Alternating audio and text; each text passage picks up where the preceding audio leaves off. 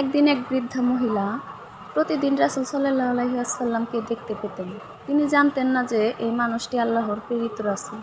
প্রতিদিন তিনি যখন রাসূল সাল্লাল্লাহু আলাইহি ওয়াসাল্লাম রাস্তা দিয়ে যেতেন, মহিলা একটি ঝুড়ি ভর্তি আবর্জনা নিয়ে তার মাথার উপর ফেলে দিতেন। কিন্তু নবীজি কখনো রাগ করতেন না, কিছু বলতেনও না, শুধু হাসি মুখে চলে যেতেন।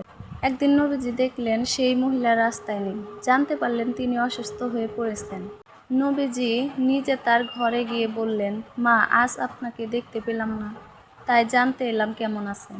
মহিলা অবাক হয়ে কাঁদতে লাগলেন। বললেন, যার ওপর আমি প্রতিদিন ময়লা ফেলতাম, আজ সে আমাকে দেখতে এসেছে। নিশ্চয়ই আপনি আল্লাহর পাঠানো মানুষ। তিনি সঙ্গে সঙ্গে ইসলাম গ্রহণ করলেন।